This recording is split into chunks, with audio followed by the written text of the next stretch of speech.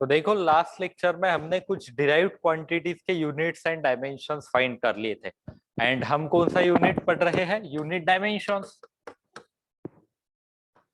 And measurements.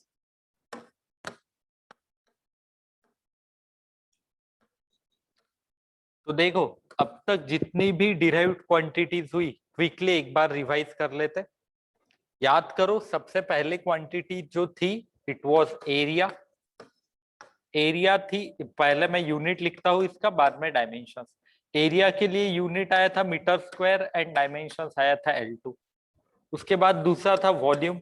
Volume L cube रहता तो metre cube, dimension L3, box bracket में लिखेंगे इसे, ठीक है। उसके बाद थर्ड आया था स्पीड, डेंसिटी। एक डेंसिटी था mass by volume means KG पर मीटर क्यूब, ये एंड मास है तो m1 पर मीटर क्यूब है तो L⁻⁻3। उसके बाद डेंसिटी के बाद याद करो स्पीड, फिर वेलोसिटी।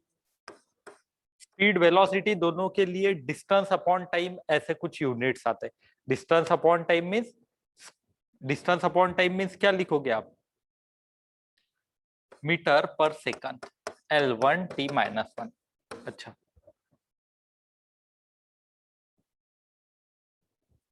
आवाज नहीं आ रहा है आपको? एक बार लेट मी चेक।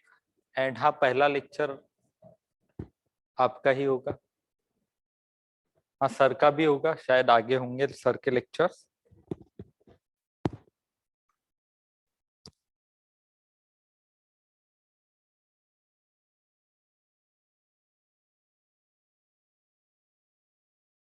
तो देखो आज के दिन थोड़ा सा शेड्यूल में चेंज है। आपके तीनों क्लासेस होंगे बट पहला फिजिक्स का होने वाला है, फिर बाद में आगे के क्लासेस रहेंगे, ठीक है। अभी आवाज आ रहा है बराबर? Hello, Audible? ओके, अच्छा। हाँ, अथर्व, मलिक, एफाज, इनको सही सही सुनाई दे रहा। चलो सही है फिर। देखो हम यूनिट डायमेंशंस पढ़ रहे थे, कुछ डिराइव्ड क्वांटिटीज को मैं पहले रिवाइज करवा रहा था। कौन सी देखी अब तक? Area, volume, density, speed, velocity, then acceleration.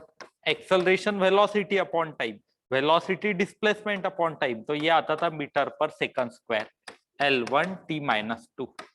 याद करो एक्सेलरेशन ये था, ठीक है। उसके बाद मोमेंटम आता। Momentum equals to mass into velocity, kg metre पर सेकंड आता था। L1 M1 L1 T-1 ऐसा लिख सकते थे अपन। एंड ये जो मोमेंटम था इसके ही जितने डायमेंशंस आते थे इम्पल्स के, इम्पल्स के सेम यूनिट एंड डायमेंशन, ये हमने चेक किया था। और एक क्वांटिटी थी, कौन सी बताओ? Force. Force F equal to mass into acceleration. Acceleration में मास पुट कर दो, केजी मीटर पर second square, M1 L1 T-2। ये हमने देख ली थी। फोर्स भी हो गया था ना?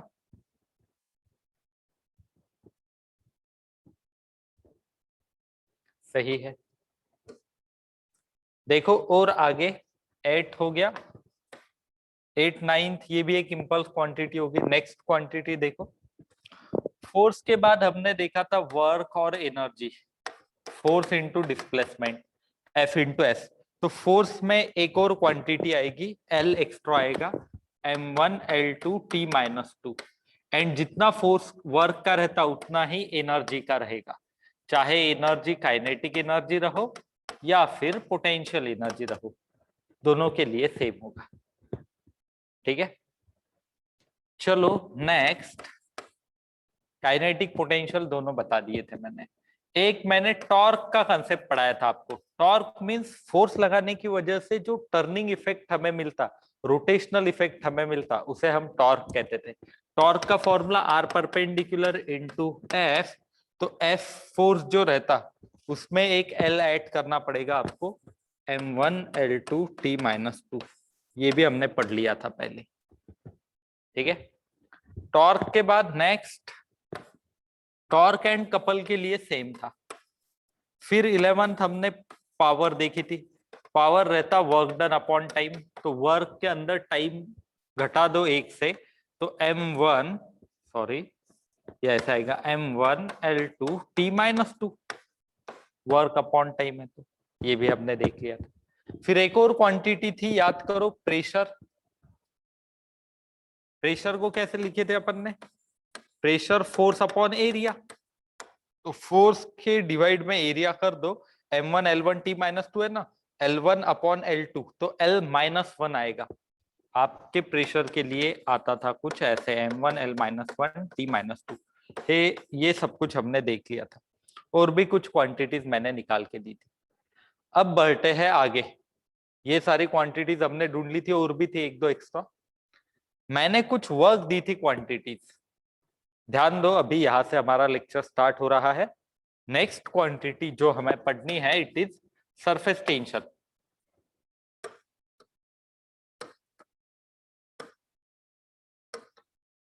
कोई बता सकता है सरफेस टेंशन का फॉर्मूला क्या होता है? यूनिट डायमेंशंस क्या आएंगे? चैट बॉक्स में भी लिख के भेज सकते हो आप। सरफेस टेंशन, फोर्स पर यूनिट लेंथ। फातिमा का आ रहा है। अच्छा, और हाँ, तृष्णा का भी सही है। देखो, ये जो रहता सरफेस टेंशन सही है, वेरी गुड, सही भेज रहे बच्चे, मीन्स पढ़ाई की है बच्चों ने घर पे, सही है। देखो, surface tension is nothing but liquid के ऊपर एक फोर्स एक्ट होता है। एक कंसेप्ट रहता सरफेस टेंशन का, उसे मॉलिक्यूलर लेवल से पढ़ते हैं। मॉलिक्यूलर स्टडी अगर हम करते हैं तो हम सरफेस टेंशन को अच्छे से पढ़ सकते हैं। सरफेस टेंशन का जो फॉर्मूला रहता, surface tension equals to force पर यूनिट लेंथ। ये सरफेस टेंशन नाम का एक सेपरेट चैप्टर है, हमें उसमें डिटेल में मैं पढ़ाऊंगा कि ये लिक्विड सरफेस के ऊपर फोर्स क्यों लगते, क्यों सरफेस टेंशन आता है, लिक्विड जो ड्रॉप रहता उसका शेप स्पेरिकल ही क्यों रहता, ये क्यूबिकल क्यों नहीं दिखता, डब्बे जैसा क्यों नहीं दिखता, गोल के जैसा क्यों दिखता है, वो सब कुछ इस यूनिट में रहता सरफेस टेंशन में। But basic formula force upon length. देखो अब, surface tension equal to force upon length. Unit क्या होगा बताओ फिर? फोर्स के लिए न्यूटन, लेंथ के लिए मीटर, सिंपल। आ गया फिर यूनिट। यूनिट तो सभी सही बता रहे। अगर डायमेंशंस भी बताना है तो भी आप बता सकते हो। डायमेंशंस कितने आएंगे? देखो, डायमेंशंस होंगे फोर्स, फोर्स के डायमेंशंस याद करो, m1L1 T-2, ये फोर्स के डायमेंशन, m1L1 T-2 ये यूज कर लिए हमने। अपॉन है लेंथ, ये फॉर्मूला से निकालना है, यहाँ पे m से मास मत लिख लेना, फॉर्मूला देखना अच्छे से। Force upon length m1L1 T-2 upon L1, तो क्या L कैंसल हो जाता है, मीन्स आपके डायमेंशंस निकल के आएंगे m1 T-2 और m1L0 T-2। These are the dimensions for surface tension, जो कि बहुत सारे बच्चों ने सही से बताए। शौर्या, उसके बाद हादिया सैयद, समृद्धि, अंजलि, बहुत सारे बच्चों ने सही से निकाल दिए, वेरी गुड।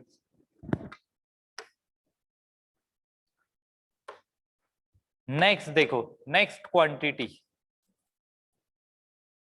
जो है, इट इज स्ट्रेस। मुझे बताओ नंबरिंग करके, ये कौन से नंबर की क्वांटिटी थी सरफेस टेंशन कल जो हमने सॉल्व किए थे sequentially? Surface tension 19th, okay, 19 था सरफेस टेंशन। और एक नेक्स्ट क्वांटिटी 20 स्ट्रेस। स्ट्रेस देखे क्या किसी ने? कोई बताएगा स्ट्रेस?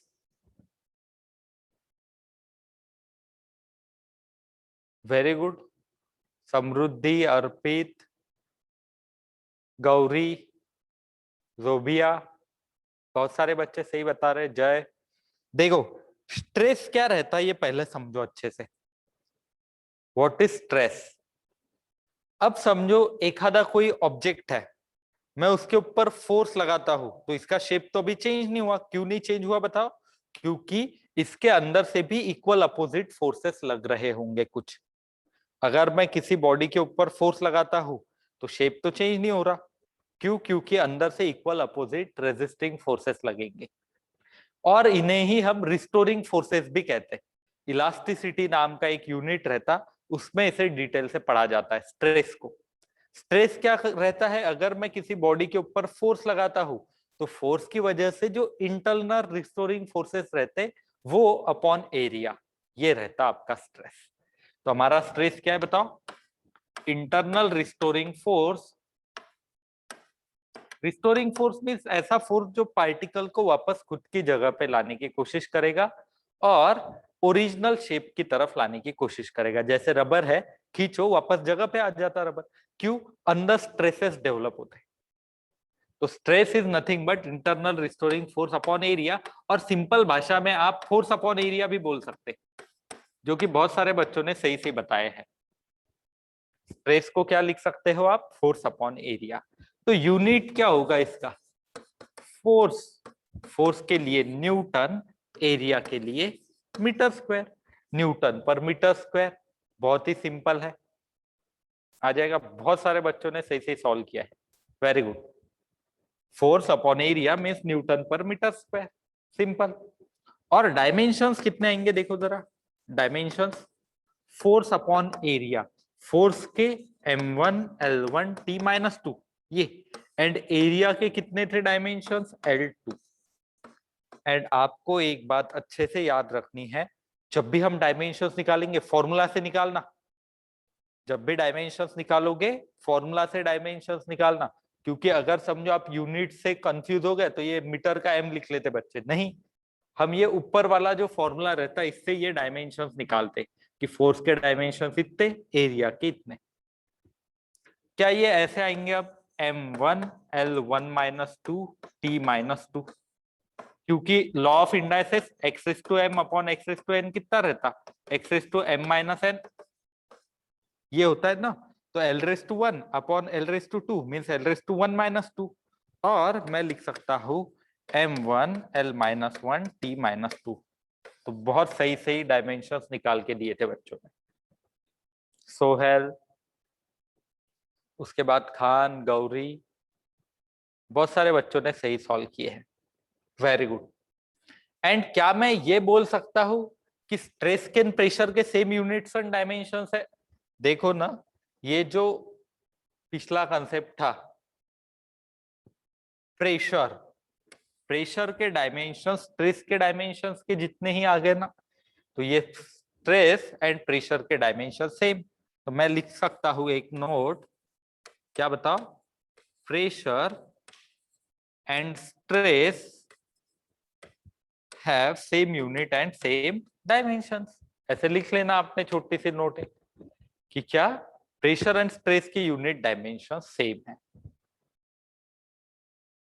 चलेगा फिर। नेक्स्ट एक और क्वांटिटी थी, 20 हो गई अभी क्वांटिटीज, आगे और बढ़ते क्वांटिटीज चेक करते, हड़ू हड़ू पुढे जाता है अपन। 21 स्ट्रेस के बाद स्ट्रेन एक क्वांटिटी रहती। स्ट्रेन मीन्स क्या रहता? सिंपल मैं बताता हूं, अगर मैं किसी बॉडी को खींचता हूं तो उसकी लेंथ चेंज होगी, तो change in length upon originally कितनी लेंथ थी इसे हम स्ट्रेन कहते हैं। वेरी गुड शाह, उसके बाद मारोड़े, सक्षम, राशिला, आनम, अर्पित, जय, बहुत बढ़िया, सभी बच्चों ने सही आंसर्स दिए हैं। What is strain? Change in dimensions upon original dimensions, और change in length upon original length. तो स्ट्रेन को मैं क्या लिख सकता हूं? Change in length upon original length, ये ऐसा अपन लिख सकते हैं ना। तो चेंज इन लेंथ क्या होगी? Delta L. Delta L means change रहता। हाँ, फिजिक्स में हम डेल्टा का मीनिंग क्या लिखते हैं? Change means final minus initial upon initial, इसको ही ये जो चेंज है इसे ही डेल्टा एल बाय एल लिखते हैं अपन। अब मुझे बताओ यूनिट्स क्या होंगे? मीटर, लेंथ का यूनिट मीटर अपॉन लेंथ का यूनिट मीटर। चेंज है तो भी मीटर ही रहेगा ना, चेंज है तो भी चेंज को क्या बोलेंगे हम? मीटर ही है। मीन्स 5 मीटर में से 2 मीटर की लेंथ घटा दो, 3 आंसर आएगा, बट 3 मीटर में ही आएगा ना, मीटर तो चेंज होगा नहीं। That's why metre upon metre, metre metre cancel हो जाता है, नो यूनिट्स। एंड डायमेंशंस अगर मैं देखता हूं तो नो डायमेंशंस। तो आपको एक सिंपल सा सवाल रहता, which of the following quantities, ठीक है, don't have any units and dimensions. कौन सी क्वांटिटी ऐसी है कि जिसके यूनिट डायमेंशंस नहीं? Strain, no units no dimensions, units भी नहीं डायमेंशंस भी नहीं। याद रहेगा क्या फिर? सही बताया बच्चों ने। तो नो डायमेंशंस में M0 L0 T0 ऐसा भी लिख पाओगे आप। तो वेरी गुड, बढ़िया, सही बच्चे सही सही जवाब दे रहे।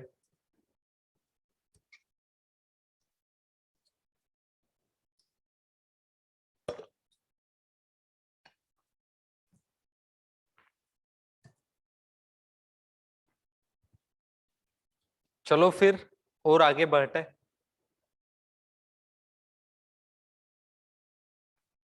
देखो 22, Young's modulus, modulus of elasticity, ऐसे कुछ बोला था मैंने।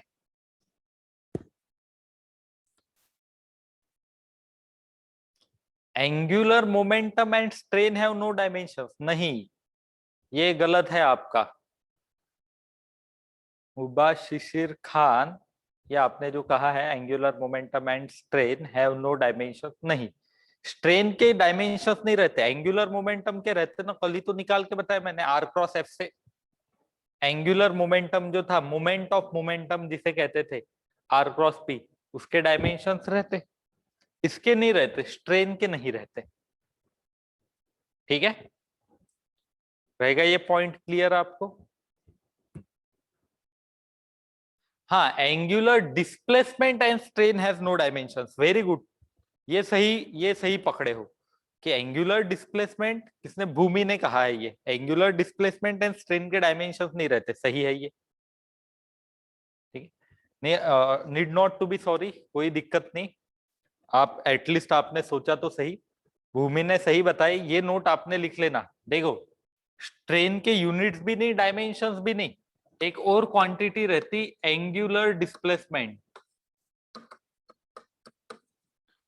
एंगुलर डिस्प्लेसमेंट जो रहता थीटा, इसका यूनिट याद करो, यूनिट क्या था थीटा का?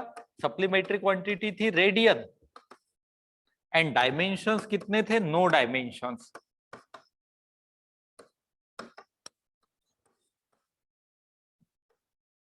मींस देखो, स्ट्रेन के no units no dimensions, but angular displacement has unit but no dimensions.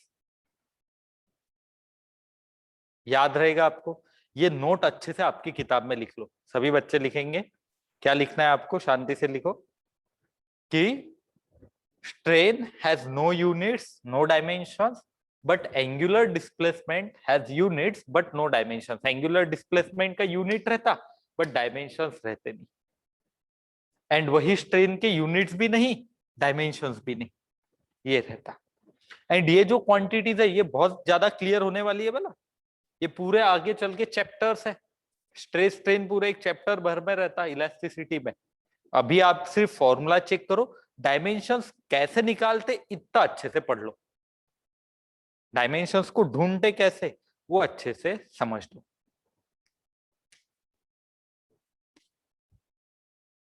ठीक है, शौर्या का क्वेश्चन है, can dimension is depend on unit? Dimension क्या यूनिट के ऊपर डिपेंड करता है? हाँ, काफी हद तक करता, बट कुछ क्वांटिटीज का नहीं करता।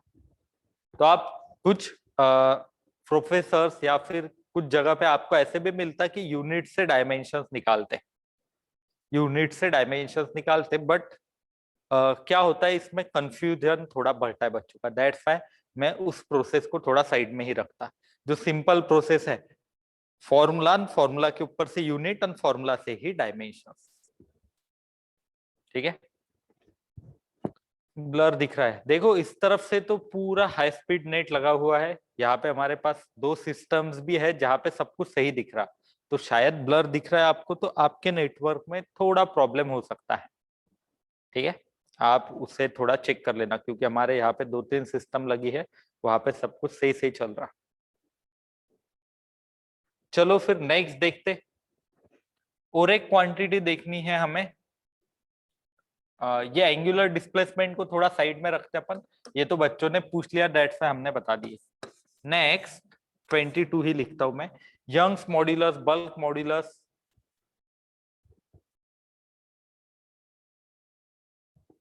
हाँ, बहुत सारे बच्चों ने सही से बताया, सैयद ने, गानिया ने, जय ने, भूमि, सही है।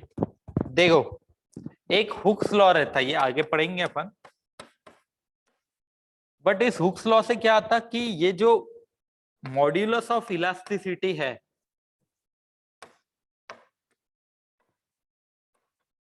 इसकी वैल्यू रहती stress upon strain. Modulus of elasticity की value stress upon strain, strain के तो यूनिट्स भी नहीं, डायमेंशंस भी नहीं, that's why modulus of elasticity के यूनिट्स, डायमेंशंस स्ट्रेस के जितने रहेंगे। ये वर्ड ही खतरनाक लगेंगे आपको, इसके आंसर्स बहुत ही सिंपल है, वर्ड्स एकदम खतरनाक आपके लिए नए रहेंगे ये, बट आंसर बहुत ही सिंपल। कैसे सिंपल, देखो, modulus of elasticity stress upon strain, strain के तो नो यूनिट्स नो डायमेंशन, तो मॉड्यूलस ऑफ इलास्टिसिटी के यूनिट स्ट्रेस के बराबर रहेंगे। मॉड्यूलस ऑफ इलास्टिसिटी के 3 टाइप रहते, लेंथ चेंज करते तो यंग्स मॉड्यूलस, ठीक है, वॉल्यूम चेंज करते जैसे स्पंज है, कंप्रेस करो, वॉल्यूम चेंज करते तो जो रहता वो बल्क मॉड्यूलस, एंड लास्ट में शेप चेंज करते तो shear modulus. Means modulus of elasticity के 3 टाइप, तीनों टाइप के आंसर जो है कौन से, यंग्स मॉड्यूलस, ठीक है, दूसरा बल्क मॉड्यूलस, एंड तीसरा शियर मॉड्यूलस। इन तीनों के आंसर मॉड्यूलस ऑफ इलास्टिसिटी के जितने ही रहेंगे, जो कि स्ट्रेस के जितने हैं। ये मॉड्यूलस ऑफ इलास्टिसिटी ही है, तीनों, 3 टाइप्स। सिंपल, इसमें मैं एक पॉइंट लिख के देता हूं, आपने ये अच्छे से याद रखना, ये आपका सब सॉल्व हो जाता। देखो पॉइंट क्या है, प्रेशर, उसके बाद स्ट्रेस, उसके बाद यंग्स मॉड्यूलस, उसके बाद बल्क मॉड्यूलस,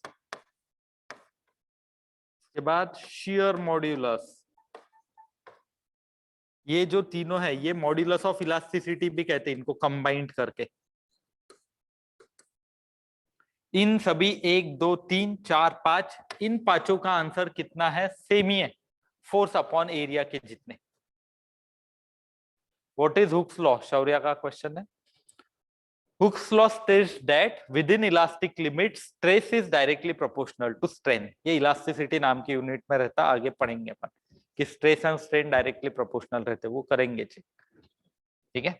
बट पहले इतने 5 के डायमेंशंस जो होंगे वो कितने, सेम ही, जो कि रहते फोर्स अपॉन एरिया के जितने। डायमेंशंस बता रहा मैं, तो इसके यूनिट्स क्या है, देखो यूनिट्स होंगे न्यूटन पर मीटर स्क्वायर, और डायमेंशंस जो होंगे वो होंगे m1 l1 t-2 upon l2, that is m1 l-1 t-2, m1 l-1 t-2। ये अच्छे से नोट आप लिख लो, जिससे आपके बहुत सारे कंफ्यूजन कम हो सकते हैं। जे भरपूर पोरांना हे नवीन असतील ना, तिन्ही हे वर्ड पहिल्यांदाच ऐकत आहे, बल्क, यंग्स वगैरे, पण ह्या सर्वांचे सेम असते, प्रेशर आणि फोर्स एवढे,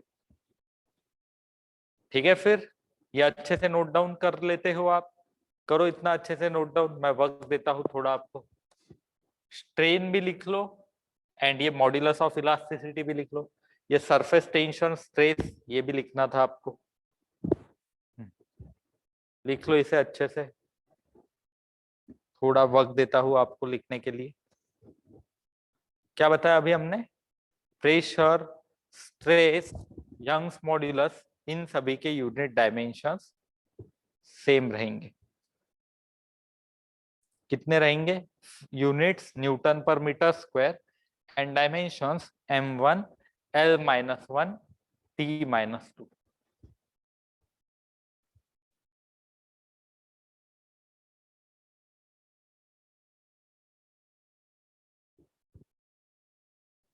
आज के लेक्चर का यूट्यूब पे वीडियो मिलेगा, शायद मिल सकता है।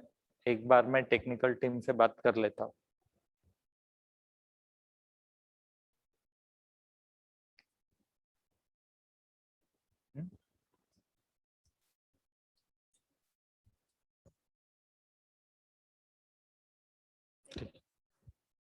तो देखो, आपके जो भी वीडियोस है, लाइव लेक्चर ये जो हो रहे हैं जूम मीट के ऊपर, तो इनके वीडियोस भी आपको अपलोडेड मिलेंगे। कल का लेक्चर, आज का लेक्चर, दोनों लेक्चर शायद इवनिंग तक आपको मिल जाए। कल का भी था ना, तो कुछ बच्चों का अगर कल का मिस हो गया है तो वो दोनों देख सकते हैं। हाँ, कल के भी मिल जाएंगे आपको, नो प्रॉब्लम। ठीक है, चलेगा फिर। चलो आगे बढ़ते। और भी कई सारी क्वांटिटीज हमें मिल सकती, बट अभी हम हमारा थोड़ा शिफ्ट कर लेते मोटो, एंड हीट की क्वांटिटीज के ऊपर बढ़ने लग जाते हैं।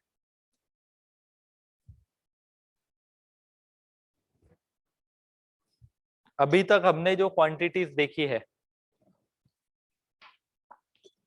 अच्छा, स्ट्रेस का यूनिट, प्रेशर का जो यूनिट रहता वो पास्कल भी रहता। प्रेशर के बहुत सारे यूनिट्स है। एटीएम, एटमॉस्फेरिक प्रेशर, उसके बाद बार रहता, ठीक है, न्यूटन पर मीटर स्क्वायर रहता, पास्कल रहता, ऐसे बहुत सारे यूनिट्स है। ठीक है, भूमि, बार, एटीएम, न्यूटन पर मीटर स्क्वायर, पास्कल, ये सारे यूनिट्स देखने मिलेंगे।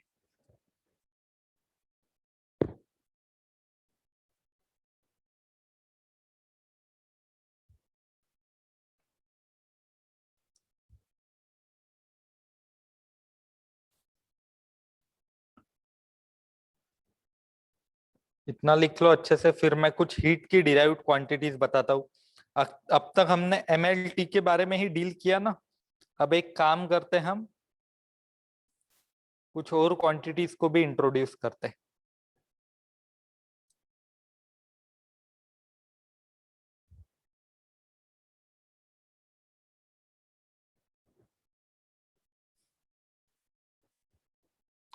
चलो फिर, नेक्स्ट, हीट एंड थर्मोडायनेमिक्स। ये जैसे अभी तक अपन मैकेनिक्स की क्वांटिटीज पढ़ रहे थे, ये सारी मैकेनिक्स की क्वांटिटीज थी, और भी आपको देखने मिल सकती है, बट मैंने जैसे कि पहले बताया। अच्छा, बल्क मॉड्यूलस का फॉर्मूला वो रहता है shear stress upon shear strain. अरे ये स्ट्रेस स्ट्रेस स्ट्रेन के डायमेंशन सभी बताए ना, pressure, stress, Young's modulus, bulk modulus, shear modulus, सबके डायमेंशन इतने। तो ये स्ट्रेस के जो है वो इतने डायमेंशन है ना, ये पिछले वाली स्लाइड के ऊपर बताया मैंने, निकाल के दिए, ये याद चाहिए थे आपको। देखो,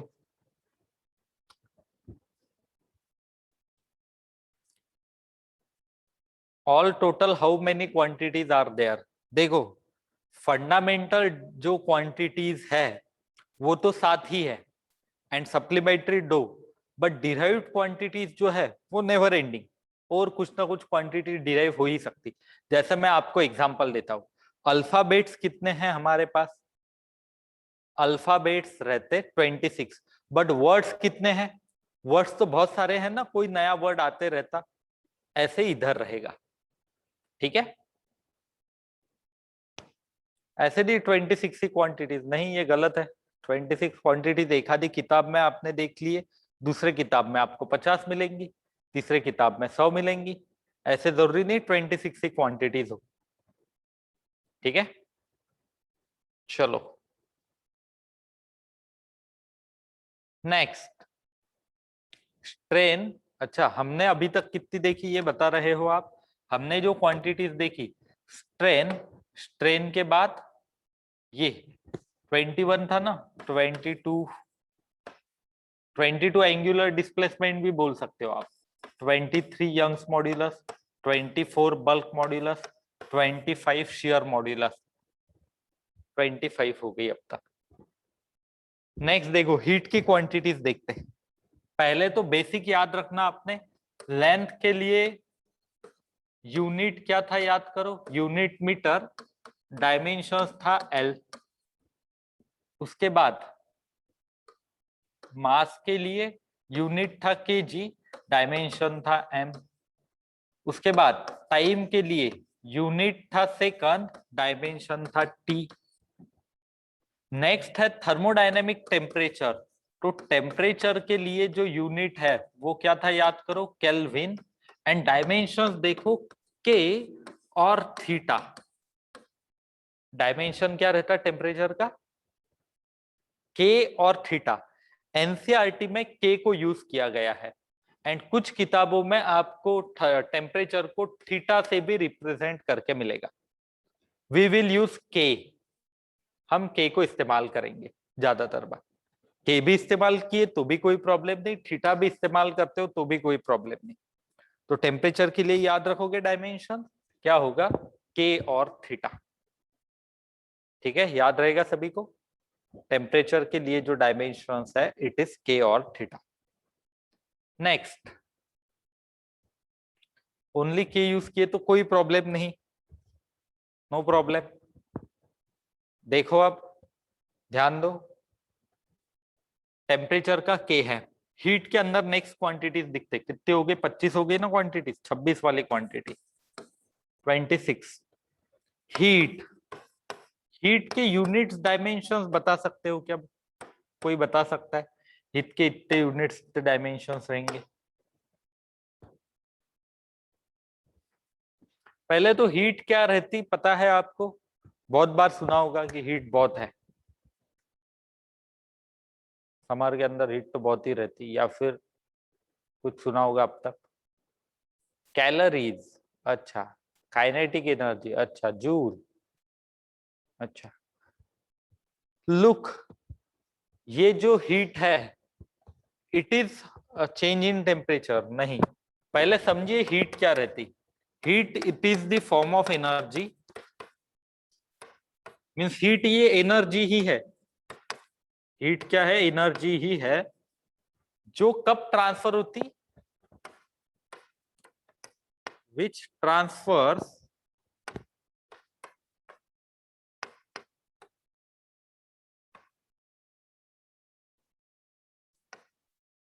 whenever there is change in temperature।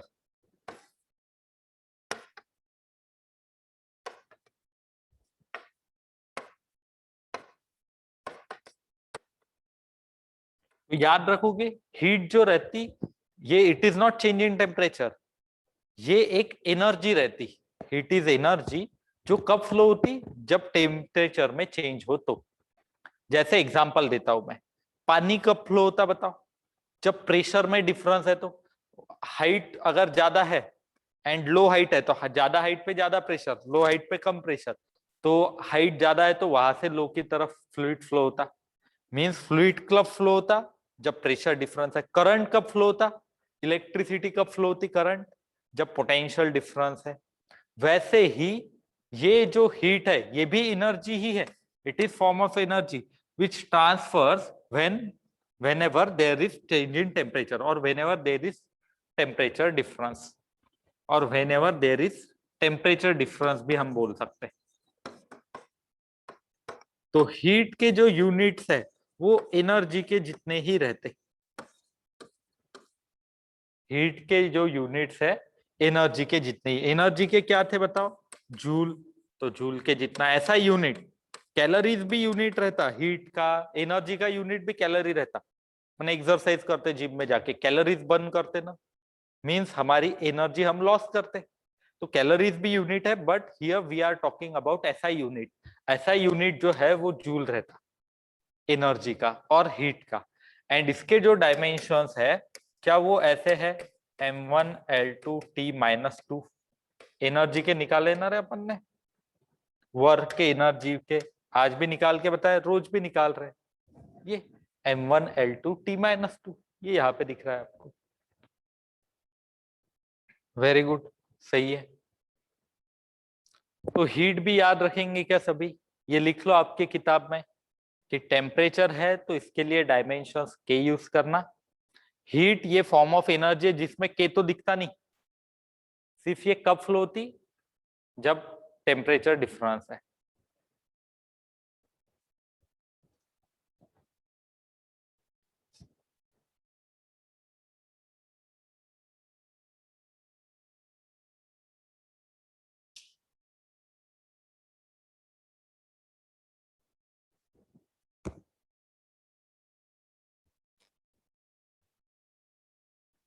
चलेगा फिर? अच्छा, फॉर्मूला फॉर हीट, बहुत सारे फॉर्मूलेज रहते, आगे चल के थर्मोडायनेमिक प्रोसेसेस रहेंगी, NCP delta T, NCV delta T, ऐसे अलग अलग फॉर्मूलेज आएंगे। देखो ये जो हीट है, हीट के बाद में एक और क्वांटिटी रहती 27 हीट कैपेसिटी। कोई भी बॉडी की हीट कैपेसिटी, और थर्मल कैपेसिटी भी कहते हैं इसे, और एक नाम क्या रहता, थर्मल कैपेसिटी। ये क्या होती है heat capacity? Heat required to raise temperature of body by 1 degree Celsius और 1 केल्विन। ये समझो पेन है, इसका टेम्परेचर 1 केल्विन से या फिर 1 डिग्री सेल्सियस से बढ़ाना है, तो जो हीट लगेगी इसे कहते हैं heat capacity of this pen. ये अलग अलग बॉडीज की अलग अलग रहती। समझो इसका टेम्परेचर 1 डिग्री से बढ़ाना है, कुछ अलग हीट देनी पड़ेगी। समझो ये बॉटल है, इसका टेम्परेचर 1 डिग्री से बढ़ाना है, कुछ और हीट लगेगी। ऐसे बहुत मीन्स अलग अलग ऑब्जेक्ट्स के लिए अलग अलग हीट लग सकती। तो हीट कैपेसिटी क्या रहेगी, कितनी कैपेसिटी है बॉडी की, 1 डिग्री से या 1 केल्विन से टेम्परेचर बढ़ाना है, तो जो हीट लगेगी it is heat capacity.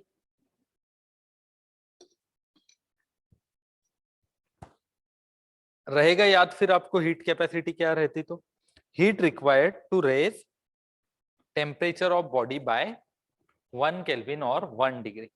Specific heat capacity अलग, वो आगे पढ़ाऊंगा मैं, सिर्फ पहले ये हीट कैपेसिटी और थर्मल कैपेसिटी है, आगे स्पेसिफिक हीट कैपेसिटी भी पढ़ाऊंगा। छोटे छोटे वर्ड्स है, ध्यान देना। हीट अलग, heat means energy, heat capacity means कोई बॉडी का टेम्परेचर 1 डिग्री से बढ़ाना है तो जो हीट लगेगी वो। इसका फॉर्मूला क्या रहेगा फिर, heat upon temperature, temperature means delta T. तो heat by delta T, heat को अपन क्यू से लिखते, हीट को किससे लिखते अपन, क्यू से। तो मैं इसका फॉर्मूला लिखता हूं delta Q upon delta T, delta means change है। अभी हम थर्मो पढ़ रहे, तो थर्मो में हीट को क्यू लिखते, थर्मो में हीट को क्या लिखते अपन, क्यू से डिनोट करते। तो Q by T thermal capacity. अब यूनिट्स बता सकते क्या बच्चे, यूनिट्स देखो, हीट अपॉन टेम्परेचर, ये टाइम नहीं, इट इज टेम्परेचर, तो जूल अपॉन केल्विन होगा, क्या बताओ? सही पकड़े, सक्षम का सही आया है आंसर, जूल पर केल्विन। अथर्व का भी सही है, वेरी गुड, जूल पर केल्विन। एंड डायमेंशंस जो होंगे, डायमेंशंस क्या ऐसे होंगे, देखो जरा, हीट अपॉन टेम्परेचर, हीट के डायमेंशंस लिख लेते पहले, m1 L2 T-2 अपॉन नीचे के आएगा, क्यों के आया बताओ? क्योंकि ये जो है it is temperature, and temperature जो है वो कैसे बताते हैं अपन, केल्विन, के से, के है ना सिंबल। तो आपके जो डायमेंशंस है m1 L2 T-2 K-1 ऐसे आएंगे। यहाँ पे देखो आज तक ऐसे हो रहा था कि सिर्फ mlt ही आ रहा था, अभी एक और नई क्वांटिटी है के एक एक्स्ट्रा आया, आएगा क्या फिर आपको, रहेगा ये ख्याल में, देख लो ये फिर हीट कैपेसिटी भी लिख लो। एंड अच्छा, कुछ बच्चों का अगर लिखना नहीं होता क्लास के अंदर तो पीडीएफ भी आती है, आप वहां से भी लिख सकते हो धीरे धीरे। क्योंकि 10वीं तक ऐसी आदत रहती कि मस्त लिखते, बट मीन्स बच्चे जो रहते क्लास में मस्त 15-1 मिनट लिखते बैठते, फिर और छोटा सा पढ़ते, थोड़ा सा लिखते। अभी यहाँ पे सिलेबस भी बहुत ज्यादा रहता, तो हमें वो हिसाब से देखना पड़ता। आएगा फिर।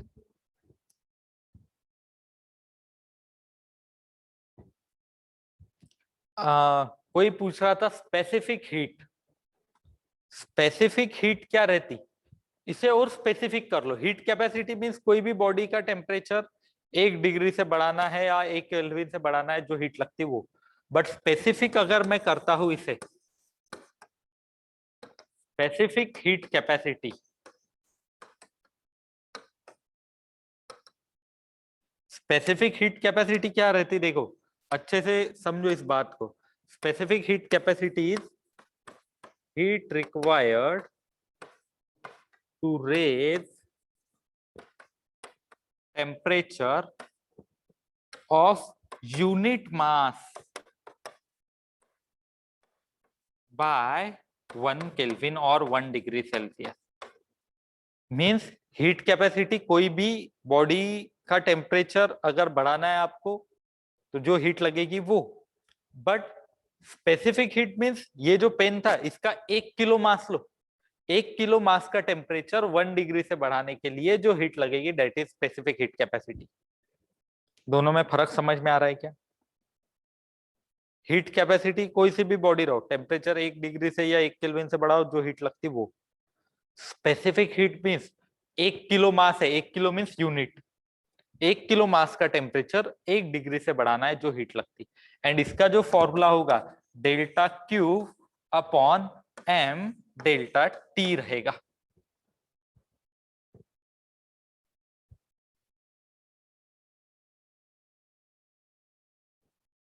रहेगा क्या ख्याल में ये?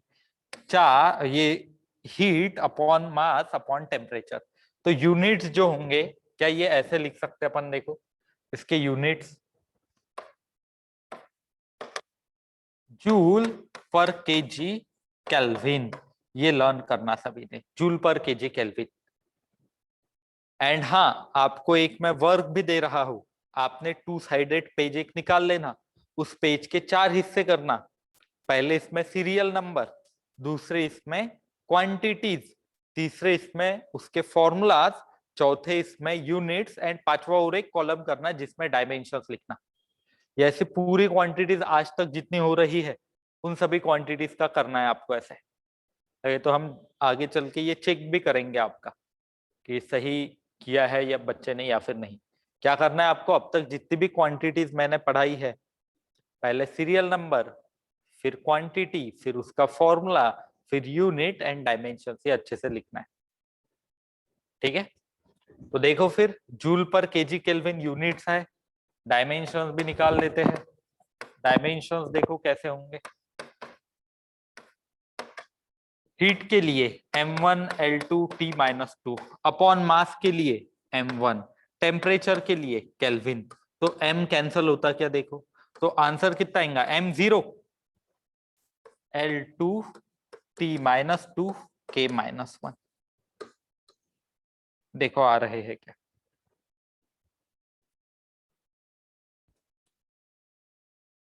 अच्छा, बच्चों ने पहले ही कर लिए है, बढ़िया है फिर तो, पहले ही कर लिए तो।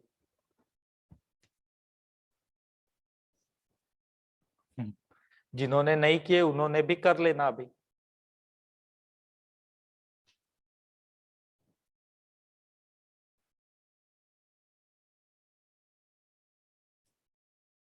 एम लिखना जरूरी है क्या? नहीं, अगर मैं एम नहीं भी लिखता तो भी चल जाएगा। आप ऐसे भी लिख सकते हो L2 T-2 K-1, ये चलेगा फिर। आएगा ये भी आपको, स्पेसिफिक हीट कैपेसिटी क्या रहती।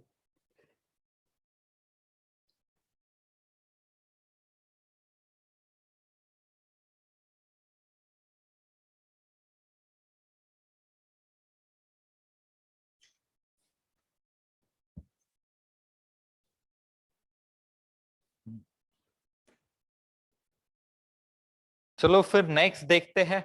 देखो मैं एक दो आपको क्वेश्चन देता हूँ, ये आपने घर पे ट्राई करके देखना।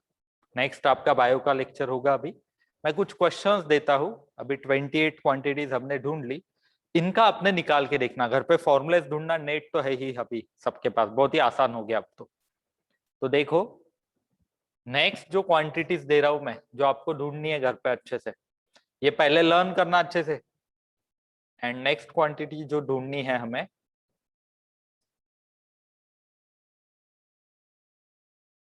देखो ये है कुछ,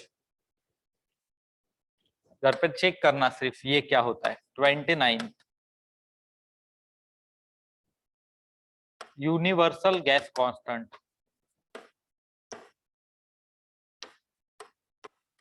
इसे आर से बताते हैं। ये क्या रहता? 30 बोल्ट्जमैन कांस्टेंट। ये दो क्वांटिटीज ढूंढना। फिर लगे तो नेक्स्ट इसमें, एंड एक और देता हूं मैं 30, ठीक है चल जाएगा, इतनी ही करो।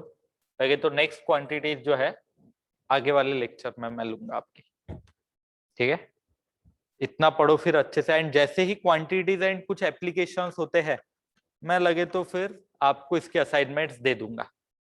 अच्छा, stress is denoted by sigma. Look in some books it is denoted by sigma, but कुछ बुक्स के अंदर पॉइसन रेशियो को भी सिग्मा से बताया जाता है। तो आपने सिग्मा भी लिखे स्ट्रेस को तो कोई प्रॉब्लम नहीं, सही है आपका, चलेगा फिर। इतना पढ़ोगे अच्छे से। चलो have a good day then.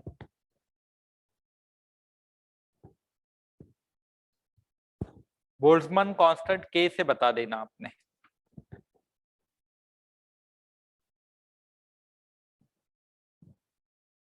ठीक है।